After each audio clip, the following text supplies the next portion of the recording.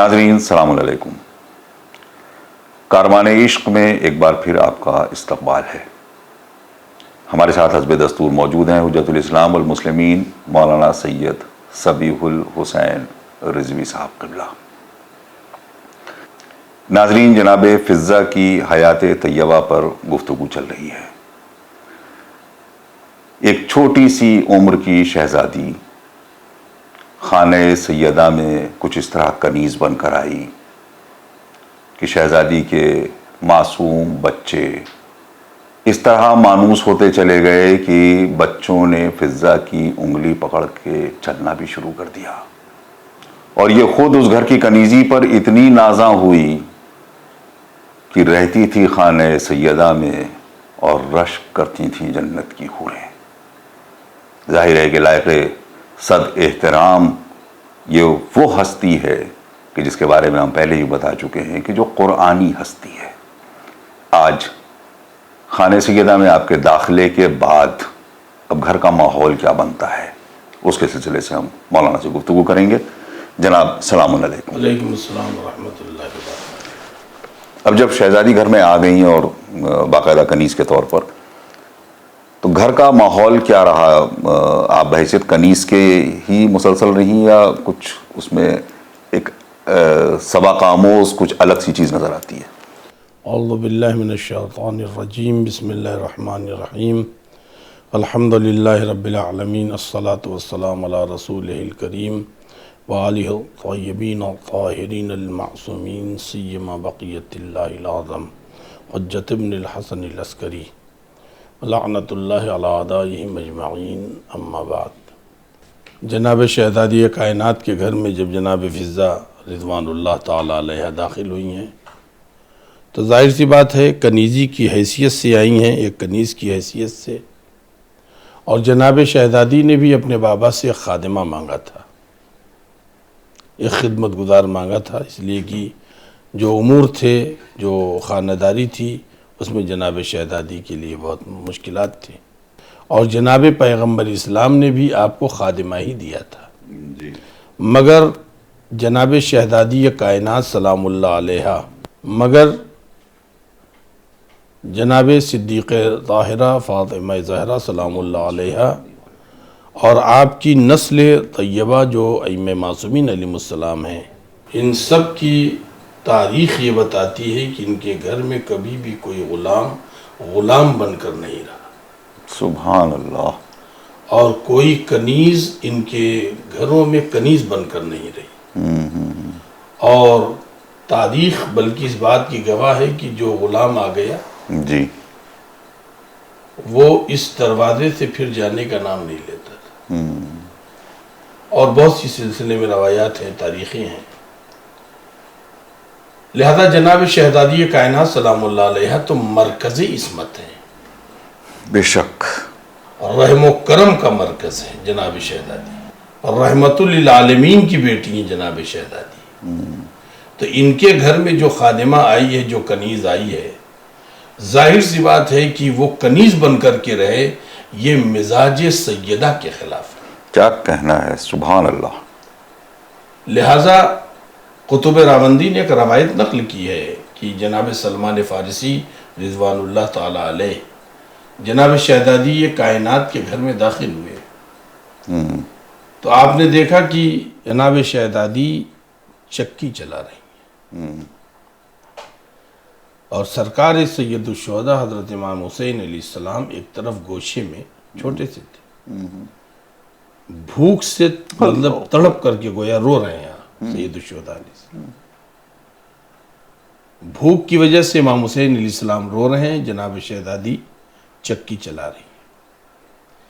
اس وقت جناب سلمان فارسی نے دیکھا کہ شہزادی کے ہاتھ مجروح بھی ہو گئے، یعنی چھالے پڑے ہوئے ہیں، اور کہیں کہیں بلکہ خون کے دھبے بھی اس ہتھے پر جو ہے دکھائی دے رہے ہیں۔ تو جناب سلمان تڑپ گئے اور بے ساختہ انہوں نے کہا، بی بی آپ یہ کام اپنی کنیز فضہ سے کیوں نہیں لیتی؟ اس وقت جناب شہزادی نے جو جواب دی، جسے قطب راوندی نے نقل کیا ہے، میرے بابا نے مجھے وصیت کی ہے، میرے بابا نے مجھے وصیت کی ہے کہ بیٹی ایک روز تم کام کرنا، اللہ، ایک روز اپنی کنیز سے کام لینا، یعنی اپنی کنیز کو کنیز نہ سمجھنا، گویا گھر کی ایک فرد کی حیثیت سے سمجھنا، ایک روز تم کام کرنا، وہ آرام کرے، عبادات کرے، ایک روز وہ کام کرے، تم جو ہے آرام کرنا۔ لہذا سلمان آج میرا دن ہے، میں اپنے بابا کی وصیت پر عمل کر رہی ہوں۔ آپ یہاں سے اندازہ لگائیے کہ ایک کنیز جسے خرید کر کے لی، جس کا ہدف ہی ہے کہ خدمت کے لیے، اور جناب شہزادی نے خدمت کے لیے مانگا بھی تھا، مگر چونکہ رحمت للعالمین کی بیٹی ہے اور رحمت للعالمین کی یہ وصیت ہے، جناب شہزادی اپنے بابا کو اپنے والد سے کہیں زیادہ نبی مرسل سمجھتی تھی، واجب الاطاعت سمجھتی تھی، بحیثیت آسمانی یعنی ولایت کے اور الہی نمائندے کے۔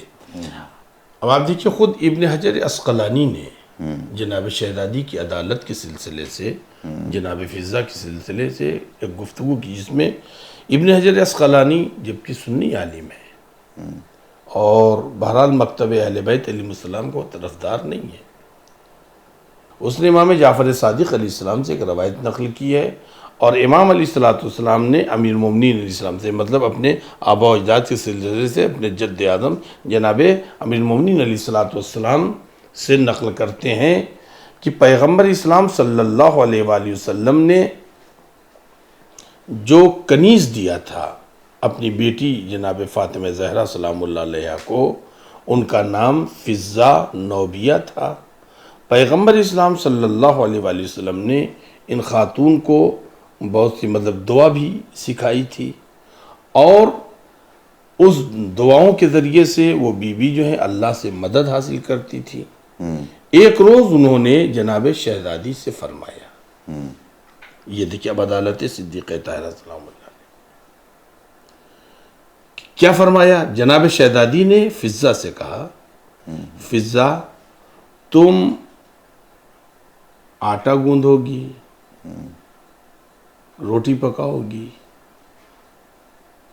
یا یہ کام میں کروں گی؟ مطلب ہمارا کام جو تقسیم ہونا چاہیے، مطلب یہ کہنے کا۔ اللہ اکبر، یعنی امیر المومنین سے بھی کام تقسیم کیا اور جناب فضہ سے بھی اپنا کام جناب تقسیم شہزادی نے اپنا کام تقسیم کیا۔ کیا کہنا ہے؟ اس موقع پر جناب فضہ نے جو شہزادی کو جواب دیا ہے، جناب فضہ کی فراست ہے یہ۔ آپ دیکھیں کہ جناب فضہ کی فراست اس جواب میں جو جناب فضہ نے فرمایا ہے، یعنی جناب شہزادی کی حیثیت کو فضہ کس حد تک سمجھ رہی تھی اور کس حد تک فضہ کی نظر میں معرفت تھی جناب شہزادی کی، وہ اس جواب سے حاصل ہو جاتا ہے۔ جناب فضہ فرماتی رضوان اللہ تعالیٰ علیہ کہ بی بی آپ روٹی پکائیے گا، میں آٹا گوندھوں گی اور باہر سے لکڑی لاؤں گی۔ یعنی رسول کی بیٹی باہر جائے یہ کام کرے، یہ مجھے برداشت نہیں ہے۔ کہ جناب فضہ کی، جناب صدیقہ طاہرہ سلام اللہ علیہ کی عدالت تھی کہ آپ نے اپنے والد ماجد کی وصیت پر بھی عمل کیا، دوسری طرف ایک لمحے کے لیے بھی آپ نے جناب فضہ کو گھر کی کنیز نہیں سمجھا۔ کیا کہنا ہے؟ اب آپ نے جو ابھی یعنی ابتدا میں جو فقر ارشاد فرمائے کہ امامت انگلیاں پکڑ کے چلی ہے، اب یہ نہیں کہا جا سکتا آیا فضہ ایمان کی انگلیاں پکڑ کے چل رہی تھی یا یہ اہل فضل و کرم جناب فضہ کے ہاتھ پکڑ کے چل رہی تھی۔ کیا کہنا ہے؟ سبحان اللہ، سبحان اللہ۔ جناب فضہ نے ظاہر گھر کے اندر آپ موجود تھی، بہت قریب سے مشاہدہ کیا پوری حیات کا آپ حضرات کی، خصوصی طور پر امیر المومنین کے زہد کے سلسلے میں جناب فضہ کیا بیان فرماتی ہیں؟ جی جناب فضہ جناب شہزادی کائنات کی خدمت کرتی تھی اور خود امیر المومنین اسلام کی بھی خدمت کرتی تھی، اور اکثر جناب امیر المومنین علیہ السلام کو کھانا جناب فضہ دیتی تھی۔ ایک راوی کہتا ہے کہ ایک روز میں امیر المومنین اسلام کے پاس گیا تو مولا نے مجھے اندر آنے کی اجازت دی۔ جب میں اندر گیا تو میں نے دیکھا کہ آپ کے دسترخوان پر چھاچھ ہے اور سوکھی روٹیاں ہیں۔ سوکھی روٹی کی بھی اس نے ایک یعنی مطلب راوی نے عجیب و غریب بات کہی ہے کہ جو کی روٹی جس میں سے اس کی مطلب بھوسی نکالی نہیں گئی ہے، ورنہ کہ بھوسی نہ نکالا جائے تو کتنی سخت ہو جاتی ہوگی. اور باقاعدہ راوی کہتا ہے کہ اس میں دکھ رہی تھی، وہ بھوسیاں دکھ رہی تھی. اور امیر المومنین علیہ الصلوۃ والسلام اس روٹی کو ہاتھ سے توڑ رہے تھے، اور جب نہیں ٹوٹتا تھا تو اپنے گھٹنے سے دبا کے توڑ رہے تھے اللہ اکبر. اور وہ کھا رہے تھے. تو اور وہاں پہ فضہ کھڑی تھی، چونکہ فضہ نے ہی پیش کیا تھا. وہ آنے والا امام کا چاہنے والا، اس نے مطلب بہت ہی ناراضگی سے فضہ سے کہا کہ تم کیا اس آٹے کی بھوسی نکال نہیں سکتی تھی؟ تو جناب فضہ نے کہا کہ نہیں، میں مولا کی مرضی نہیں تھی. مولا کی مرضی نہیں ہے. کیا حیثیت رکھتی ہوں کہ میں امیر المومنین علیہ الصلوۃ والسلام کو تازی روٹی دوں؟ یہ روٹیاں جو بچ جاتی ہیں اس کو مولا کائنات خود رکھ کر کے اس پر مہر لگاتے ہیں، اور تاکہ حسن و حسین میری روٹی بدلنے نہ پائیں. میں کیسے ہو سکتا ہے کہ مطلب بدل دوں مولا کی روٹی؟ اس کے علاوہ آپ کے روایت میں ملتا ہے کہ مولا جب باغات میں اور کھیتوں میں کام کرتے تھے تو امیر المومنین السلام کی یہ خدمت جناب فضہ کرتی تھی کہ وہ کھانا لے کر کے جاتی تھی، تو مولا کا وہی کھانا جو آپ نے بند کر کے رکھا ہے اپنے وہ تھیلے میں اور مہر لگائی ہے، اس کو لے کر کے جاتی تھی. تو ظاہر بات ہے کام کرتے کرتے آدمی تھک جاتا ہے، بدن اس کا جو ہے جواب دینے لگتا ہے. تو راوی کہتا ہے کہ لوگ دیکھتے تھے کہ مولا بڑی مشکل، ایک تو روٹی سخت، دوسرے کام کرتے کرتے امام تھک چکے ہیں. کہ بعض لوگوں نے فضہ کو مطلب گویا یوں کی مطلب گویا ملامت کرنے لگے کہ تم کو شرم آنی چاہیے، تم کو چاہیے کہ جو کم سے کم وہ روٹی لے آؤ جس کی کم سے کم بھوسی تو نکلی ہو. ٹھیک ہے سوکھی ہے، مگر یہ کہ اس کی بھوسی نکلی ہو. اس لیے ایک تو جو کی روٹی اس پر جس کی بھوسی اس کے اندر موجود ہے اور زیادہ سخت ہو گئی، چبانے میں بڑی زحمت ہوتی ہے. تو جناب فضہ سے پہلے امیر المومنین علیہ السلام نے جواب دیا کہ اس میں فضہ کی کوئی غلطی نہیں ہے، بلکہ یہ میرا حکم ہے اور میں یہ چاہتا ہوں. اور امام علیہ السلام کی تاریخی فقرے ہیں، لہذا یہاں سے پتہ لگتا ہے کہ امام امیر المومنین علیہ السلام کی زاہدانہ زندگی کو جناب فضہ نے کتنے نزدیک سے دیکھا ہے. اور جو نزدیک سے دیکھے وہی اس سیرت کو بیان کر سکتا ہے، وہی اس سیرت کو بیان کر سکتا ہے. اس سے تو ایک بہت خوبصورت سبق یہ بھی ملتا ہے کہ جناب رسالت مآب صلی اللہ علیہ وآلہ وسلم کے لیے جو احادیث بیان کی جا رہی ہیں اس میں آپ کے احباب کے ذریعے، آپ کے احباب کو راوی بنا کر کے جو پیش کیا جاتا ہے، اور اہل بیت کے ذریعے حدیثیں بہت کم ہیں. گھر کے حالات گھر میں رہنے والے زیادہ بہتر سمجھیں گے. جناب فضہ اس کی راویاں ہیں، اس کے لیے جناب قنبر آ کر کے روایت نہیں کریں گے یا کوئی باہری آدمی آ کے روایت. جناب جابر بن عبداللہ بھی اس گھر کے بڑے مخلص ہیں، جناب سلمان فارسی بھی مخلص ہیں، مگر وہ بھی روایت نہیں کریں گے. یہ روایت جناب فضہ کریں گی. اسی طریقے سے جناب رسالت مآب صلی اللہ علیہ وآلہ وسلم کے سلسلے میں یا اور آپ کے گھر کی خواتین کے سلسلے میں جو گھر کے لوگ ہیں وہ صحیح باتیں بتائیں گے زیادہ بنسبت اس کے کہ کسی کے دوست یا احباب یا اصحاب بیان فرمائیں. بہت خوبصورت بات کہی آپ نے. جی جناب فضہ نے نزدیک سے ان باعظمت اور باوقار شخصیتوں کو دیکھا ہے کہ جو زندگی کا حال گھر کے اندر ہے وہی باہر ہے، اور جو باہر زندگی کا حال ہے وہی گھر کے اندر ہے. گویا اہل بیت علیہ السلام کے کردار میں یعنی دویت نہیں پائی جاتی ہے کہ یعنی گھر میں کچھ ہے اور عوام کے درمیان کچھ ہے. اور ایک اور بہت اندر سے بات نکل کے آتی ہے کہ جناب امیر المومنین اور جناب سیدہ جو کھانا کھا رہی ہیں کیا فضہ اس سے بہتر کھاتی ہوں گی؟ سوال ہی نہیں پیدا ہوتا. گھر میں جو انداز ہے آپ کے مالکوں کا جسے کہا جائے وہی انداز آپ بھی اختیار کیے ہوئے ہیں. امیر المومنین نے انتہائی عظمت فضہ کا اظہار فرمایا ہے اپنے لیے ایک دعا کے حوالے سے. میں چاہتا ہوں وہ بیان فرمائیے. تو عصمتوں کے حساب میں جناب فضہ، لہذا جناب فضہ نے تھوڑے ہی دن میں ان ہمالیائی عظمتوں کے مالکوں کو پہچان لیا کہ یہ ہیں کیا. عطر کی نگری میں رہ کے بدن میں خوشبو آئی جاتی ہے. جی تو ظاہر سی بات ہے اب جو خوشبو بسی ہے تو جناب فضہ رضوان اللہ تعالی علیہ ان کی حیثیت اور ان کی طہارت اور ان کے وقار کو بہت نزدیک سے نہ تنہا یہ کی جانتی ہیں بلکہ دیکھ رہی ہیں. صبح و شام اٹھتے بیٹھتے جناب فضا رضوان اللہ تعالیٰ علیہ ان باعظمت شخصیتوں کو پہچان رہی ہیں، اور روز جب صبح ہوتی ہے تو جناب فضا بہرحال ایک نئی عظمت کے طلوع ہوتے ہوئے سورج کو دیکھ رہی ہیں، اور ایک جگہ سے سورج نہیں طلوع ہو رہا ہے، امام حسن علیہ السلام کی عظمت کا سورج الگ طلوع ہو رہا ہے، امام حسین علیہ السلام کی عظمت کا سورج الگ طلوع ہو رہا ہے، جناب شہزادی کی عظمت کا سورج الگ طلوع ہو رہا ہے، امیر المومنین اسلام کی سورج کا یعنی سورج جو ہے وقار یعنی عظمت و کمالات کا الگ طلوع ہو رہا ہے، اور ان چاروں کمالات کے طلوع ہونے والے سورج کے آسمان ختمی مرتبہ حضرت محمد مصطفیٰ صلی اللہ علیہ وسلم، اور اب تو جناب زینب اور جناب ام کلثوم بھی تشریف لا چکی ہیں، اور ظاہر سی بات ہے یہ بیویاں بھی تشریف لا چکی ہیں، تو یہ ایک پورا ایک ماحول تھا جناب فضا رضوان اللہ تعالیٰ علیہ جہاں سانس لے رہی صبح اور شام، اور روزانہ کوئی نہ کوئی ایک نئی عظمت اور ایک نیا سبق جناب فضا کو مل رہا ہے، لہذا جناب فضا ان کی طہارت کو بہت نزدیک سے پہچانتی ہیں۔ اب آپ دیکھیں اس سلسلے میں روایت ہے، اور اس روایت کے سلسلے سے خود جناب یہ روایت امام جعفر صادق علیہ السلام سے نقل ہوئی ہے کہ امام عالی مقام علیہ السلام نے فرمایا کہ جناب فضا اس گھرانے کی طہارت کے سلسلے سے کتنی باخبر تھیں اور کتنی محتاط تھی ان کی طہارتوں کے سلسلے میں، اس سلسلے کو امام جعفر صادق علیہ السلام نے اپنی اس روایت کو بیان کیا ہے۔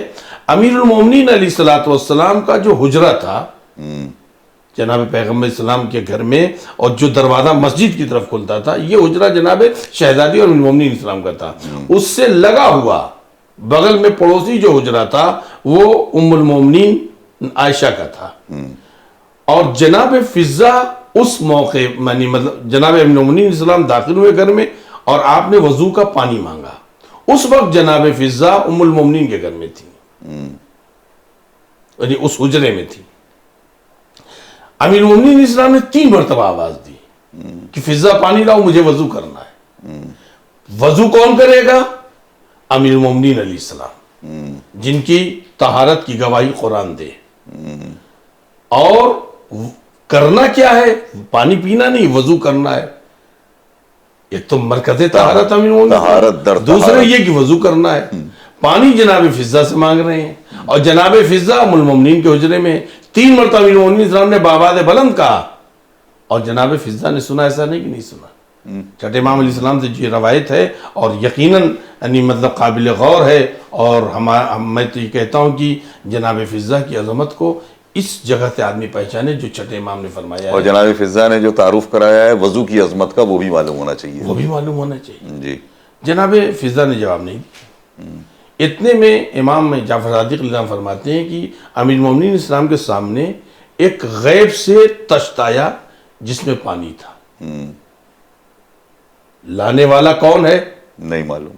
نہیں معلوم۔ امیر المومنین اسلام نے وضو کیا، اور وضو کر کے ایسے ہی فوراً، چونکہ مسجد میں دروازہ کھلا ہوا تھا، آپ داخل ہوئے مسجد میں، تو امام علیہ السلام فرماتے ہیں کہ امیر المومنین اسلام کے چہرے اور دست مبارک سے پانی کے قطرات جو لگے ہوئے تھے، یعنی جو آپ کے رکے ہوئے تھے، مروارید کی طرح چمک رہے تھے۔ واہ واہ واہ۔ جناب پیغمبر اسلام صلی اللہ علیہ وآلہ وسلم نے فرمایا کہ علی یہ پانی تمہارے چہرے پر چمک رہے ہیں مروارید کی طرح۔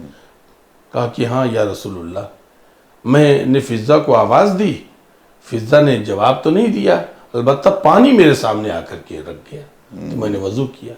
تو پیغمبر فرماتے ہیں اے علی، تمہیں معلوم ہے فضا نے جواب کیوں نہیں دیا اور فضا پانی کیوں نہیں لائی؟ اس لیے کہ فضا کو تمہاری طہارت کا علم ہے۔ فضا نے محتاط روش اختیار کی کہ فضا اس حالت سے نہیں ہے، اس طہارت کی حالت سے نہیں ہے، اس پر سے نماز ساقط ہو گئی، اس زمانے میں ہے۔ فضا طہارت کی حالت میں نہیں ہے، اس لیے فضا نے شرم کی اور حیا کی کہ میں اپنے ان ہاتھوں سے مولا کو پانی دوں، میں اپنے ان ہاتھوں سے مولا کو پانی دوں۔ فضا نے حیا کی اور شرم کی، لہذا جبریل امین پانی لے کر کے آئے، اس پانی میں بھی یہ 1/3 مغربی علاقے کا پانی تھا، بقیہ جو ہے جنت کا پانی تھا، کیا کہنا ہے، جس سے تم نے وضو کیا ہے. جیسی پیغمبر اسلام صلی اللہ علیہ وآلہ وسلم نے فرمایا کہ فضہ نے آپ کی طہارت کا لحاظ کیا، اور شرم و حیا کی بنیاد پر وہ بول نہیں سکتی تھی کہ مولا میں آپ کو پانی نہیں دے سکتی، حالانکہ حرام نہیں تھا. حالانکہ حرام نہیں تھا. جناب فضہ کے ہاتھ تھوڑی نجس تھے، یا زبان جناب فضہ کا وجود تھوڑی نجس تھا، مگر جناب فضہ نے اتنی بھی احتیاط کی، اتنی احتیاط کی. امام صادق علیہ السلام فرماتے ہیں کہ پیغمبر نے فرمایا کہ چونکہ فضہ نے احتیاط کیا، لہذا اللہ نے فضہ کی اس احتیاط کی آبرو بچائی. نیت جان کے، نیت جانتا تھا اللہ، آبرو بچائی. جبریل امین کے ذریعے سے پانی بھیجا، جبریل امین کے ذریعے سے پانی بھیجا. اس وقت مولا کائنات علیہ الصلوۃ والسلام بہت خوش ہوئے فضہ سے، اتنا خوش ہوئے کہ آپ نے ایک دعا ارشاد فرمائی جسے چند امام فرماتے ہیں اللہم بارک لنا من فضتنا، اللہم بارک لنا من فضتنا، پروردگارہ ہم اہل بیت کے لیے فضہ کو بابرکت قرار دے. واہ واہ واہ واہ. امیر المومنین اگر کوئی دعا کریں تو نتیجے میں تو ہم یہی جانتے ہیں کہ عباس ملتے ہیں. جی ذرا تصور کریں کہ عظمت فضہ کیا ہے. اب یہاں پر امیر مومنین صاحب کیا کہہ رہے ہیں کہ میرے مالک اللہم بارک لنا، پروردگارہ ہمارے لیے بابرکت قرار دے، من فضتنا یعنی فی فضتنا، یعنی فضہ میں ہمارے لیے برکت قرار دے.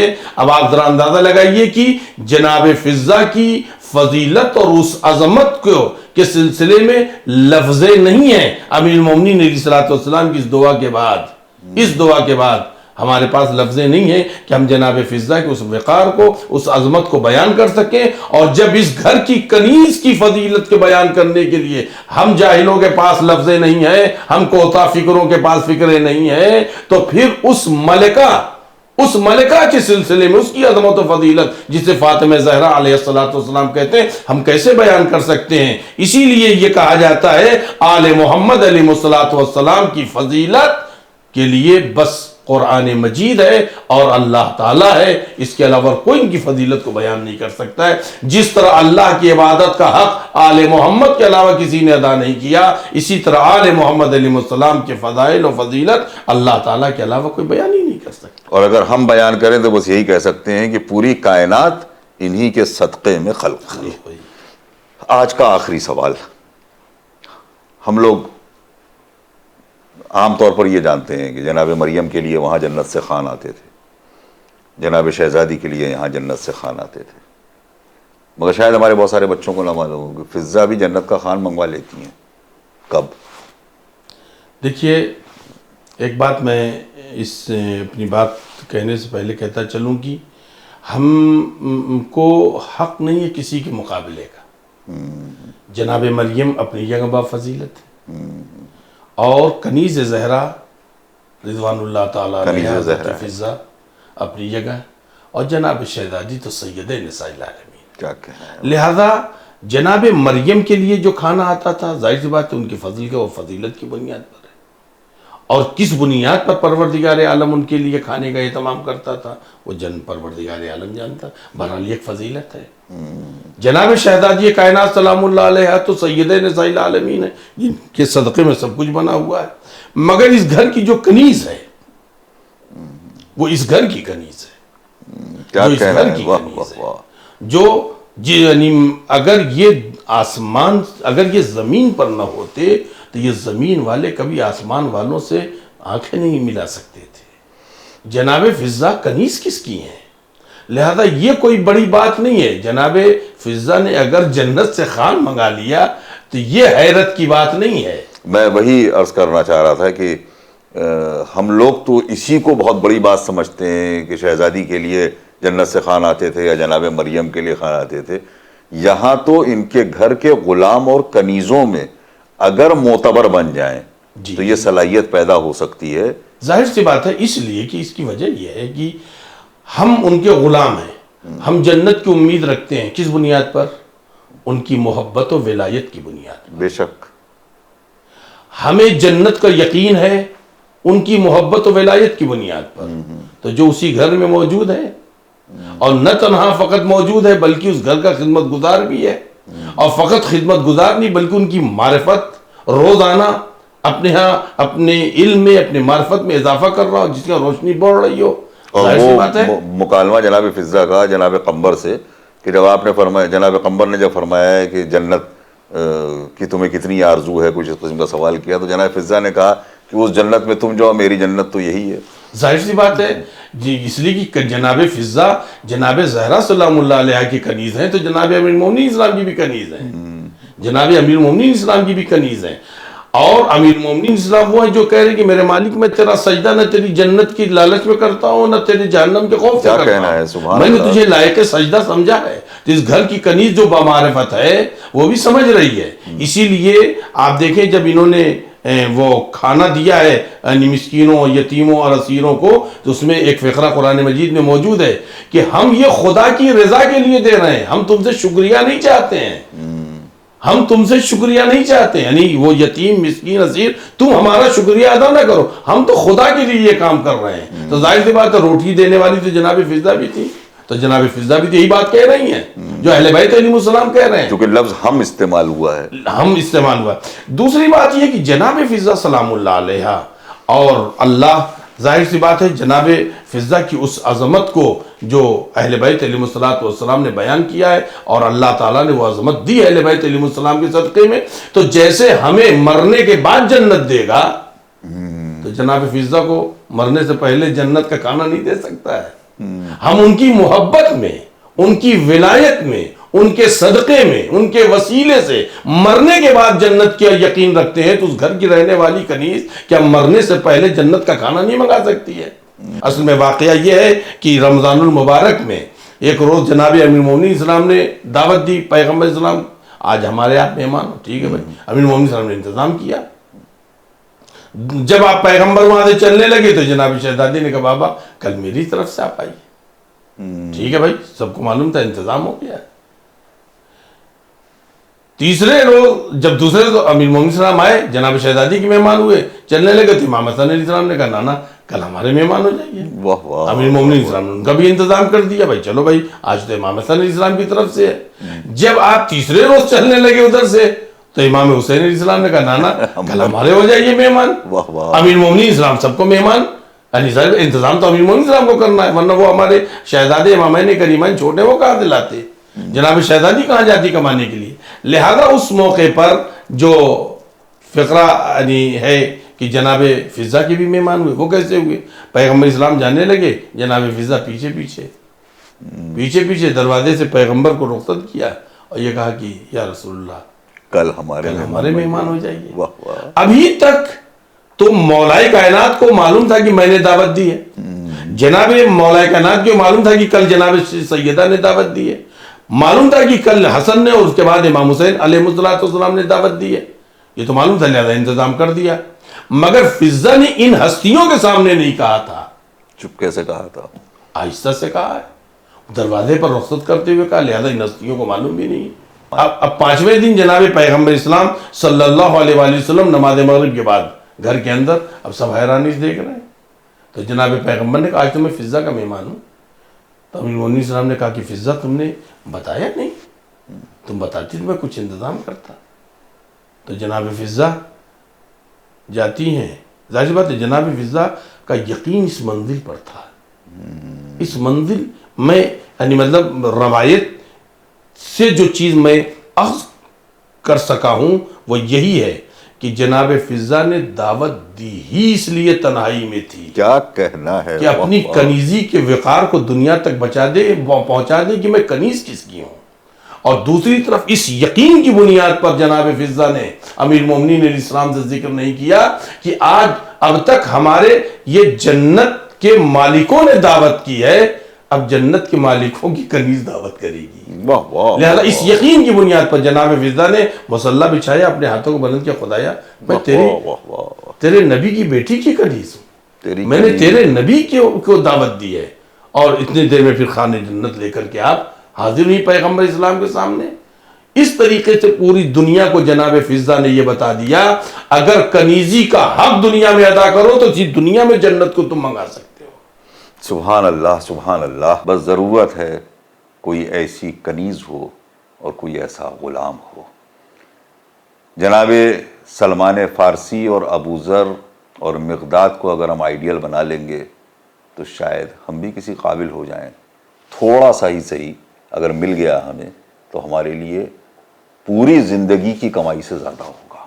اور کنیزیں اگر جناب فضہ کو اپنا آئیڈیل بنا لیں تو یہی حال ان کا بھی ہوگا۔ انشاءاللہ اگلی نشست میں آپ سے پھر ملاقات کریں گے۔ خدا حافظ و ناصر، والسلام علیکم ورحمۃ اللہ وبرکاتہ۔